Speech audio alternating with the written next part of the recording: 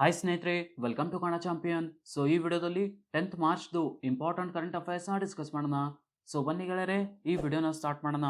ಅದಕ್ಕಿಂತ ಮುಂಚೆ ನೀವು ನಮ್ಮ ಚಾನಲ್ನ ಸಬ್ಸ್ಕ್ರೈಬ್ ಮಾಡಲಿಲ್ಲ ಅಂದರೆ ಈ ಕೂಡಲೇ ನಮ್ಮ ಚಾನಲನ್ನು ಸಬ್ಸ್ಕ್ರೈಬ್ ಮಾಡಿ. So first question guys, what is the theme of 2022 international women's day? 2022ರ ಅಂತಾರಾಷ್ಟ್ರೀಯ ಮಹಿಳಾ ದಿನದ ವಿಷಯ ಯಾವುದು? Right answer is option A, gender equality today for a sustainable tomorrow. International women's day ಅಂತಾರಾಷ್ಟ್ರೀಯ ಮಹಿಳಾ ದಿನವನ್ನು ಪ್ರತಿ ವರ್ಷ ಮಾರ್ಚ್ 8ರಂದು ಆಚರಿಸಲಾಗುತ್ತದೆ. ಸೊ ಮಹಿಳೆಯರ ಸಾಮಾಜಿಕ, ಆರ್ಥಿಕ, ಸಾಂಸ್ಕೃತಿಕ ಮತ್ತು ರಾಜಕೀಯ ಸಾಧನೆಗಳನ್ನು ಗುರುತಿಸುವ ಗುರಿಯನ್ನು ಈ ದಿನ ಹೊಂದಿದೆ. ಸೊ 2022ರ ವುಮೆನ್ಸ್ ಡೇದು theme gender equality today for a sustainable tomorrow. So ಅಂತಾರಾಷ್ಟ್ರೀಯ ಮಹಿಳಾ ದಿನವನ್ನು ಮೊದಲ ಬಾರಿಗೆ 1911ರಲ್ಲಿ ಆಚರಿಸಲಾಯಿತು. ಸೊ ಪ್ರತಿ ವರ್ಷ ಮಾರ್ಚ್ 8ರಂದು ಇಂಟರ್ನ್ಯಾಷನಲ್ ವುಮೆನ್ಸ್ ಡೇ ಅನ್ನು ಆಚರಿಸುತ್ತಾರೆ. ಇಂಪಾರ್ಟೆನ್ಸ್ ಅಂದರೆ ಇದು. What is the theme of digital payments awareness week? Digital ಪಾವತಿಗಳ ಜಾಗೃತಿ ವಾರದ ಥೀಮ್ ಏನು? Right answer is option B, outreach and availability of digital payments. ಭಾರತೀಯ reserve bank of India March 7ರಿಂದ ಮಾರ್ಚ್ 11ರವರೆಗೆ ಡಿಜಿಟಲ್ ಪಾವತಿಗಳ ಜಾಗೃತಿ ವಾರವನ್ನು ಆಚರಿಸುತ್ತದೆ. ಸೊ 2022ರ ಡಿಜಿಟಲ್ ಪೇಮೆಂಟ್ ಅವೇರ್ನೆಸ್ ವೀಕ್ದು theme outreach and availability of digital payments. So March 7ರಂದು ಪಾವತಿ ಮತ್ತು ಸೆಟಲ್ಮೆಂಟ್ ಸಿಸ್ಟಮ್ಸ್ ಇಲಾಖೆ 17ನೇ ಸಂಸ್ಥಾಪನಾ ದಿನವನ್ನು ಆಚರಿಸಲು ಈ ವಾರವನ್ನು ಆಚರಿಸಲಾಗುತ್ತದೆ. ಸೊ ಭಾರತದಲ್ಲಿ ಪೇಮೆಂಟ್ ಸಿಸ್ಟಮ್ಸ್ ಪಾವತಿ ವ್ಯವಸ್ಥೆಗಳನ್ನು ನಿರ್ವಹಿಸುವ ಜವಾಬ್ದಾರಿಯನ್ನು DPSS ಹೊಂದಿದೆ. DPSS full form guys, department of payment and settlement systems. So reserve bank of India March 7ರಿಂದ 11ರವರೆಗೆ ಡಿಜಿಟಲ್ ಪೇಮೆಂಟ್ಸ್ ಅವೇರ್ನೆಸ್ ವೀಕ್ ಅನ್ನು ಆಯೋಜಿಸಿದೆ. Donate a pension campaign has been launch under which scheme by government recently? ಸರ್ಕಾರವು ಯಾವ ವಲಯದ ಯೋಜನೆ ಅಡಿಯಲ್ಲಿ donate a pension ಅಭಿಯಾನವನ್ನು ಪ್ರಾರಂಭಿಸಿದೆ? Right answer is option A, Pradhan Mantri Shram Yogi Maandhan. ಕೇಂದ್ರ ಕಾರ್ಮಿಕ ಮತ್ತು ಉದ್ಯೋಗ ಸಚಿವ ಭೂಪೇಂದರ್ ಯಾದವ್ ಅವರು ಮಾರ್ಚ್ 7ರಂದು ಪ್ರಧಾನ ಮಂತ್ರಿ ಶ್ರಮ್ ಯೋಗಿ ಮಾನ್ಧನ್ ಯೋಜನೆ ಅಡಿಯಲ್ಲಿ ಡೊನೇಟ್ ಅ ಪೆನ್ಷನ್ ಕ್ಯಾಂಪೇನ್ ಅನ್ನು ಪ್ರಾರಂಭಿಸಿದರು. ಸೊ ಈ ಉಪಕ್ರಮದ ಅಡಿಯಲ್ಲಿ ನಾಗರಿಕರು ಪ್ರೀಮಿಯಂ ಮೊತ್ತವನ್ನು ದೇಣಿಗೆ ನೀಡುವ ಮೂಲಕ ತಮ್ಮ ತಕ್ಷಣದ ಸಹಾಯಕ ಸಿಬ್ಬಂದಿಗಳಾದ ಗೃಹ ಕಾರ್ಮಿಕರು, ಚಾಲಕರು, ಸಹಾಯಕರು ಮುಂತಾದವರ ಪಿಂಚಣಿ ನಿಧಿಗೆ ಕೊಡುಗೆ ನೀಡಬಹುದು. ಸೊ ಮಾರ್ಚ್ 7ರಿಂದ ಮಾರ್ಚ್ 13ರವರೆಗೆ ಕಾರ್ಮಿಕ ಸಚಿವಾಲಯದ ಐಕಾನಿಕ್ ವೀಕ್ ಆಚರಣೆಗಳ ಭಾಗವಾಗಿ ಡೊನೇಟ್ ಅ ಪೆನ್ಷನ್ ಉಪಕ್ರಮವನ್ನು ಪ್ರಾರಂಭಿಸಲಾಯಿತು. Samarth is a special entrepreneurship promotion drive for women launch by which ministry? Samarth ಎನ್ನುವುದು ಮಹಿಳೆಯರಿಗಾಗಿ ವಿಶೇಷ ಉದ್ಯಮಶೀಲತೆಯ ಪ್ರಚಾರದ ಡ್ರೈವ್ ಅನ್ನು ಯಾವ ಸಚಿವಾಲಯವು ಪ್ರಾರಂಭಿಸಿದೆ? Right answer is option C, ministry of MSME. MSME ಸಚಿವಾಲಯವು ಮಹಿಳೆಯರಿಗಾಗಿ ವಿಶೇಷ ವಾಣಿಜ್ಯೋದ್ಯಮ ಪ್ರಚಾರ ಅಭಿಯಾನ ಸಮರ್ಥ್ ಅನ್ನು ಪ್ರಾರಂಭಿಸಿದೆ. ಸೊ ಕೇಂದ್ರ MSME ಮಿನಿಸ್ಟರ್ ನಾರಾಯಣ್ ರಾಣೆ ಮತ್ತು MSME ರಾಜ್ಯ ಸಚಿವ ಭಾನು ಪ್ರತಾಪ್ ಸಿಂಗ್ ಅವರು ನವದೆಹಲಿಯಲ್ಲಿ ಈ ಯೋಜನೆಗೆ ಚಾಲನೆ ನೀಡಿದರು. ಸೊ ಮಹಿಳೆಯರಿಗೆ ಕೌಶಲ್ಯ ಅಭಿವೃದ್ಧಿ ಮತ್ತು ಮಾರುಕಟ್ಟೆ ಅಭಿವೃದ್ಧಿ ಸಹಾಯವನ್ನು ಒದಗಿಸುವುದು ಮತ್ತು ಗ್ರಾಮೀಣ ಮತ್ತು ಉಪನಗರ ಪ್ರದೇಶಗಳ 7,500ಕ್ಕೂ ಹೆಚ್ಚು ಮಹಿಳಾ ಅಭ್ಯರ್ಥಿಗಳಿಗೆ ತರಬೇತಿ ನೀಡುವುದು ಈ ಕಾರ್ಯಕ್ರಮದ ಮುಖ್ಯ ಉದ್ದೇಶವಾಗಿದೆ. Samarth full form guys, scheme for capacity building in textile sector. Which country is the largest crude oil producer in the world as of 2022? 2022ರ ಪ್ರಕಾರ ಯಾವ ದೇಶವು ವಿಶ್ವದ ಅತಿದೊಡ್ಡ ಕಚ್ಚಾ ತೈಲ ಉತ್ಪಾದಕವಾಗಿದೆ? Right answer is option B, USA. United States of America ವಿಶ್ವದ ಅತಿದೊಡ್ಡ ಕಚ್ಚಾ ತೈಲ ಉತ್ಪಾದಕವಾಗಿದೆ. ಸೊ ನೆಕ್ಸ್ಟ್ ರಷ್ಯಾ ವಿಶ್ವದ 2ನೇ ಅತಿದೊಡ್ಡ ಕಚ್ಚಾ ತೈಲ ಉತ್ಪಾದಕವಾಗಿದೆ. ಸೊ ರಷ್ಯಾ ದಿನಕ್ಕೆ 11 ಮಿಲಿಯನ್ ಬ್ಯಾರೆಲ್ಗಳಷ್ಟು ಕಚ್ಚಾ ತೈಲವನ್ನು ಉತ್ಪಾದಿಸುತ್ತದೆ. ಸೊ ರಷ್ಯಾದ ರಫ್ತು ತೈಲದ ಅರ್ಧದಷ್ಟು 50% ಯುರೋಪಿಯನ್ ದೇಶಗಳಿಗೆ ರವಾನೆಯಾಗುತ್ತದೆ.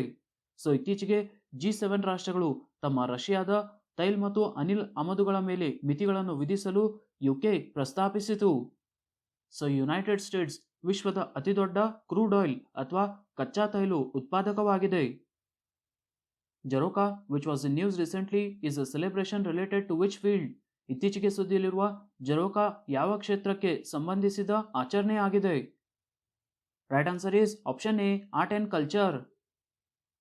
ಸಂಸ್ಕೃತಿ ಸಚಿವಾಲಯ ಮತ್ತು ಜವಳಿ ಸಚಿವಾಲಯವು ಜಂಟಿಯಾಗಿ ಜರೋಕಾ ಭಾರತೀಯ ಕರಕುಶಲ ಅಥವಾ ಕೈಮಗ್ಗ ಕಲೆ ಮತ್ತು ಸಂಸ್ಕೃತಿಯ ಸಂಕಲನ ಆಯೋಜಿಸುತ್ತಿದೆ. ಸೊ ಜರೋಕಾ ಸಾಂಪ್ರದಾಯಿಕ ಭಾರತೀಯ ಕರಕುಶಲ ವಸ್ತುಗಳ ಕೈಮಗ್ಗಗಳು ಮತ್ತು ಕಲೆ ಮತ್ತು ಸಂಸ್ಕೃತಿಯ ಆಚರಣೆಯಾಗಿದೆ. ಸೊ ದೇಶಾದ್ಯಂತ 13 ರಾಜ್ಯಗಳು ಮತ್ತು ಯುಟಿಗಳಲ್ಲಿ 16 ಸ್ಥಳಗಳಲ್ಲಿ ನಡೆಸಲು ಇದನ್ನು ನಿರ್ಧರಿಸಲಾಗಿದೆ. ಸೊ ಈ ಆಚರಣೆಯ ಅಡಿಯಲ್ಲಿ ಮೊದಲ ಕಾರ್ಯಕ್ರಮವನ್ನು ಮಧ್ಯಪ್ರದೇಶದ ಭೋಪಾಲ್ನಲ್ಲಿ ಆಯೋಜಿಸಲಾಗಿದೆ. ನೂರ್-2 is a military satellite launched by which country? ನೂರ್-2 ಇತ್ತೀಚೆಗೆ ಯಾವ ದೇಶವು ಉಡಾವಣೆ ಮಾಡಿದ ಮಿಲಿಟರಿ ಉಪಗ್ರಹವಾಗಿದೆ? Right answer is option B, Iran. ಇರಾನ್ನ ಇಸ್ಲಾಮಿಕ್ ರೆವಲ್ಯೂಷನರಿ ಗಾರ್ಡ್ಸ್ ಕಾರ್ಪ್ಸ್ ನೂರ್-2 ಎಂಬ ಮಿಲಿಟರಿ ಸ್ಯಾಟಲೈಟ್ ಅನ್ನು ಮಾರ್ಚ್ 8ರಂದು ಯಶಸ್ವಿಯಾಗಿ ಉಡಾವಣೆ ಮಾಡಿತು. ಸೊ ಇಸ್ಲಾಮಿಕ್ ರಿಪಬ್ಲಿಕ್ ಇರಾನ್ ಉಡಾವಣೆ ಮಾಡಿದ ಎರಡನೇ ಸೇನಾ ಉಪಗ್ರಹ ಮಿಲಿಟರಿ ಸ್ಯಾಟಲೈಟ್ ಇದಾಗಿದೆ. ಸೊ ಮೊದಲ ಮಿಲಿಟರಿ ಸ್ಯಾಟಲೈಟ್ ಅನ್ನು ನೂರನ್ನು ಏಪ್ರಿಲ್ 2020ರಲ್ಲಿ ಉಡಾವಣೆ ಮಾಡಲಾಯಿತು. ಸೊ ಇರಾನ್ ಬಗ್ಗೆ ನೋಡೋದು guys, capital Tehran, currency Iranian rial and ಇರಾನ್ದು president Ebrahim Raisi. The 5th United Nations environment assembly concluded with how many resolutions? 5ನೇ ವಿಶ್ವಸಂಸ್ಥೆಯ ಪರಿಸರ ಸಭೆ ಎಷ್ಟು ನಿರ್ಣಯಗಳೊಂದಿಗೆ ಮುಕ್ತಾಯವಾಯಿತು? Right answer is option D, 14.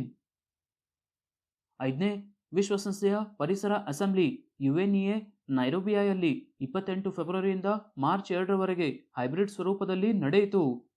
So 5ನೇ ಯುಎನ್ಇಎ ಸಮ್ಮಿಟ್ದು theme strengthening actions for nature to achieve sustainable development goals. ಸುಸ್ಥಿರ ಅಭಿವೃದ್ಧಿ ಗುರಿಗಳನ್ನು ಸಾಧಿಸಲು ಹವಾಮಾನ, ಪ್ರಕೃತಿ ಮತ್ತು ಮಾಲಿನ್ಯ ಮುಕ್ತ ಗ್ರಹಕ್ಕಾಗಿ ಅಂತಾರಾಷ್ಟ್ರೀಯ ಕ್ರಮವನ್ನು ಬಲಪಡಿಸಲು 16 ನಿರ್ಣಯಗಳೊಂದಿಗೆ 14 ರೆಸೊಲ್ಯೂಷನ್ಸ್ನೊಂದಿಗೆ ಈ ಸಭೆ ಮುಕ್ತಾಯವಾಯಿತು. ಸೊ ದ್ವೈವಾರ್ಷಿಕ ಯುಎನ್ಇಎಸ್ ಅನ್ನು ಯುನೈಟೆಡ್ ಎನ್ವಿರಾನ್ಮೆಂಟ್ ಪ್ರೋಗ್ರಾಂ ಯುಎನ್ಇಪಿ ವಿಶ್ವದ ಪರಿಸರ ಸವಾಲುಗಳನ್ನು ಪರಿಹರಿಸಲು ಆಯೋಜಿಸುತ್ತದೆ. The CDAC has launch a new super computer name Param Ganga. Where is the super computer installed? CDAC Param Ganga ಹೆಸರಿನ ಹೊಸ ಸೂಪರ್ ಕಂಪ್ಯೂಟರ್ ಅನ್ನು ಬಿಡುಗಡೆ ಮಾಡಿದೆ. ಸೊ ಈ ಸೂಪರ್ ಕಂಪ್ಯೂಟರ್ ಅನ್ನು ಎಲ್ಲಿ ಸ್ಥಾಪಿಸಲಾಗಿದೆ? Right answer is option C, IIT Roorkee. CDAC centre for development of advance computing ರಾಷ್ಟ್ರೀಯ ಸೂಪರ್ ಕಂಪ್ಯೂಟಿಂಗ್ ಮಿಷನ್ನ ಹಂತ 2ರ ಅಡಿಯಲ್ಲಿ ಮಾರ್ಚ್ 7ರಂದು ಐಐಟಿ ರೂರ್ಕಿಯಲ್ಲಿ ಪರಂ ಗಂಗಾ ಎಂಬ ಹೆಸರಿನ ಸೂಪರ್ ಕಂಪ್ಯೂಟರ್ ಅನ್ನು ವಿನ್ಯಾಸಗೊಳಿಸಿದೆ. ಸೊ ಪರಂ ಗಂಗಾ 1.66 ಪೆಟಾಫ್ಲಾಪ್ಗಳ ಸೂಪರ್ ಕಂಪ್ಯೂಟಿಂಗ್ ಸಾಮರ್ಥ್ಯವನ್ನು ಹೊಂದಿದೆ. ಸೊ ನೆಕ್ಸ್ಟ್ ಗೈಸ್, ಭಾರತದ ಮೊದಲ ಸೂಪರ್ ಕಂಪ್ಯೂಟರ್ ಪರಂ 8000. ಸಿಡ್ಯಾಕ್ದು full form guys, centre for development of advance computing. How many women are felicitated with Nari Shakti Puraskar for the year 2020 and 21 on the occasion of International Women's Day? ಅಂತಾರಾಷ್ಟ್ರೀಯ ಮಹಿಳಾ ದಿನದ ಸಂದರ್ಭದಲ್ಲಿ 2020 ಮತ್ತು 21ರ ನಾರಿ ಶಕ್ತಿ ಪುರಸ್ಕಾರದೊಂದಿಗೆ ಎಷ್ಟು ಮಹಿಳೆಯರಿಗೆ ಗೌರವಿಸಲಾಯಿತು? Right answer is option A, 29. ಭಾರತದ ರಾಷ್ಟ್ರಪತಿ ರಾಮನಾಥ್ ಕೋವಿಂದ್ ಅವರು ಮಾರ್ಚ್ 8ರಂದು ನವದೆಹಲಿಯ ರಾಷ್ಟ್ರಪತಿ ಭವನದಲ್ಲಿ ಅಂತಾರಾಷ್ಟ್ರೀಯ ಮಹಿಳಾ ದಿನದ ಸಂದರ್ಭದಲ್ಲಿ 2020 ಮತ್ತು 21ರ ನಾರಿ ಶಕ್ತಿ ಪುರಸ್ಕಾರವನ್ನು ಪ್ರದಾನ ಮಾಡಿದ್ದರು. ಸೊ ಒಟ್ಟು ಟೋಟಲ್ 29 ಮಹಿಳೆಯರಿಗೆ 2020 ಮತ್ತು 21ನೇ ವರ್ಷಕ್ಕೆ ಪ್ರಶಸ್ತಿಯನ್ನು ನೀಡಲಾಯಿತು. ಸೊ ನೆಕ್ಸ್ಟ್ ಗೈಸ್, ನಮ್ಮ ಕರ್ನಾಟಕದಿಂದ ಬೆಳಗಾವಿಯ ಶೋಭಾ ಗಸ್ತಿ ಮತ್ತು ಧಾರವಾಡದ ರಾಧಿಕಾ ಮೆನನ್ ಅವರು ಈ ಪ್ರಶಸ್ತಿಯನ್ನು ಪಡೆದಿದ್ದಾರೆ. ಸೊ ನಾರಿ ಶಕ್ತಿ ಅವಾರ್ಡ್ ಬಗ್ಗೆ ನೋಡೋದು ಗೈಸ್, ನಾರಿ ಶಕ್ತಿ ಅವಾರ್ಡ್ ಭಾರತದಲ್ಲಿ ವಿಶೇಷವಾಗಿ ಮಹಿಳೆಯರಿಗೆ ನೀಡುವ ಅತ್ಯುನ್ನತ ನಾಗರಿಕ ಗೌರವವಾಗಿದೆ. ಸೊ ಇದು ಮಹಿಳಾ ಸಬಲೀಕರಣ ಮತ್ತು ಸಾಮಾಜಿಕ ಕಲ್ಯಾಣದ ಉದ್ದೇಶಕ್ಕಾಗಿ ಅವರ ನಿರಂತರ ಸೇವೆಯನ್ನು ಗುರುತಿಸಿ ವೈಯಕ್ತಿಕ ಮಹಿಳೆಯರು ಅಥವಾ ಸಂಸ್ಥೆಗಳಿಗೆ ಭಾರತ ಸರ್ಕಾರದ ಮಹಿಳಾ ಮತ್ತು ಮಕ್ಕಳ ಅಭಿವೃದ್ಧಿ ಸಚಿವಾಲಯವು ನೀಡುವ ವಾರ್ಷಿಕ ಪ್ರಶಸ್ತಿಯಾಗಿದೆ. ಸೊ ನವದೆಹಲಿಯ ರಾಷ್ಟ್ರಪತಿ ಭವನದಲ್ಲಿ ಮಾರ್ಚ್ 8ರಂದು ಅಂತಾರಾಷ್ಟ್ರೀಯ ಮಹಿಳಾ ದಿನದಂದು ಭಾರತದ ರಾಷ್ಟ್ರಪತಿಯವರು ನಾರಿ ಶಕ್ತಿ ಪುರಸ್ಕಾರವನ್ನು ಪ್ರದಾನ ಮಾಡುತ್ತಾರೆ. ಸೊ ನಾರಿ ಶಕ್ತಿ ಅವಾರ್ಡ್ ಅನ್ನು 1999ರಲ್ಲಿ ಸ್ತ್ರೀ ಶಕ್ತಿ ಪುರಸ್ಕಾರ್ ಎಂಬ ಹೆಸರಿನಲ್ಲಿ ಸ್ಥಾಪಿಸಲಾಯಿತು. ನಂತರ ಈ ಪ್ರಶಸ್ತಿಯನ್ನು 2015ರಲ್ಲಿ ಮರು ಹೆಸರಿಸಲಾಯಿತು. Name the UPI facility launch by RBI for feature phones. RBI feature ಫೋನ್ಗಳಿಗಾಗಿ ಪ್ರಾರಂಭಿಸಿರುವ UPI ಫೆಸಿಲಿಟಿ ಯಾವುದು? Right answer is option C, UPI 123 pay. RBI reserve bank of India feature ಫೋನ್ಗಳಿಗಾಗಿ UPI 123 ಪೇ ಎಂಬ ಹೆಸರಿನ ಪೇಮೆಂಟ್ ಫೆಸಿಲಿಟಿ UPI ಫೆಸಿಲಿಟಿಯನ್ನು ಪ್ರಾರಂಭಿಸಿದೆ. UPIದು full form guys, unified payment interface. RBI ಬಗ್ಗೆ ನೋಡೋದು ಗೈಸ್, ಹೆಡ್ ಕ್ವಾರ್ಟರ್ಸ್ ಮುಂಬೈ ಮಹಾರಾಷ್ಟ್ರನಲ್ಲಿದೆ ಅಂಡ್ RBIದು governor Shaktikanta Das. RBI has launched 24/7 helpline for digital payments. What is the name of this initiative? Digital ಪಾವತಿಗಳಿಗಾಗಿ RBI 24/7 ಸಹಾಯವಾಣಿಯನ್ನು ಪ್ರಾರಂಭಿಸಿದೆ. ಸೊ ಈ ಉಪಕ್ರಮದ ಹೆಸರೇನು? Right answer is option A, Digi Saathi. RBI reserve bank of India Digi Saathi ಎಂಬ ಹೆಸರಿನ digital ಪಾವತಿಗಳಿಗಾಗಿ RBI 24/7 helpline ಅನ್ನು ಪ್ರಾರಂಭಿಸಿದೆ. Rod Marsh, who died recently at the age of 74, was a former cricket player of which country? ಇತ್ತೀಚೆಗೆ ನಿಧನರಾದ rod Marsh ಯಾವ ದೇಶದ ಮಾಜಿ ಕ್ರಿಕೆಟ್ ಆಟಗಾರರಾಗಿದ್ದರು? Right answer is option D, Australia. ಆಸ್ಟ್ರೇಲಿಯಾದ ಮಾಜಿ ಕ್ರಿಕೆಟ್ ಪ್ಲೇಯರ್ ರಾಡ್ ಮಾರ್ಷ್ ಅವರು ಇತ್ತೀಚೆಗೆ ನಿಧನರಾದರು. ಸ್ನೇಹಿತರೆ, ಎರಡು ಕ್ವಶನ್ಗೆ ಆನ್ಸರ್ಸ್ನ ಚೆಕ್ ಮಾಡಿ. ಫಸ್ಟ್ ಕ್ವಶನ್ ಇರೋದು SLINEX exercise between India and which country? ಇದಕ್ಕೆ ಉತ್ತರ ಸ್ನೇಹಿತರೆ ಶ್ರೀಲಂಕಾ. ನೆಕ್ಸ್ಟ್ ಕ್ವಶನ್ ಸ್ನೇಹಿತರೆ, ಓಷನ್ಸ್ ಕಾನ್ಫರೆನ್ಸ್ ಯಾವ ನಗರದಲ್ಲಿ ನಡೆಸಲಾಯಿತು? ಇದಕ್ಕೆ ಉತ್ತರ ಸ್ನೇಹಿತರೆ Chennai. Question of the day ನೋಡಿ ಸ್ನೇಹಿತರೆ. ಫಸ್ಟ್ ಕ್ವಶನ್ ಇದು which country is the largest crude oil producer in the world as of 2022? Next question ಸ್ನೇಹಿತರೆ, ನೂರ್-2 ಇತ್ತೀಚೆಗೆ ಯಾವ ದೇಶವು ಉಡಾವಣೆ ಮಾಡಿದ ಮಿಲಿಟರಿ ಉಪಗ್ರಹವಾಗಿದೆ? ಸ್ನೇಹಿತರೆ, ಎರಡು ಕ್ವಶನ್ಗೆ ಆನ್ಸರ್ ನನಗೆ ಕಮೆಂಟಲ್ಲಿ ತಿಳಿಸಿ. ಆ್ಯಂಡ್ ಗೈಸ್, ನಮ್ಮ ಅಪ್ಲಿಕೇಶನ್ ಲಿಂಕ್ ಡಿಸ್ಕ್ರಿಪ್ಷನಲ್ಲಿದೆ, ಅಲ್ಲಿಂದ ನೀವು ಡೌನ್ಲೋಡ್ ಮಾಡ್ಬೋದು. ಸೊ ವಿಡಿಯೋ ಇಷ್ಟ ಆದರೆ ವಿಡಿಯೋನ ಲೈಕ್ ಮಾಡಿ, ನಿಮ್ಮ ಫ್ರೆಂಡ್ಸ್ ಜೊತೆ ಶೇರ್ ಮಾಡಿ, ಹಾಗೆ ನಮ್ಮ ಚಾನಲ್ನ ಸಬ್ಸ್ಕ್ರೈಬ್ ಮಾಡಿ. ಸಿಗೋಣ ಮುಂದಿನ ವಿಡಿಯೋದಲ್ಲಿ.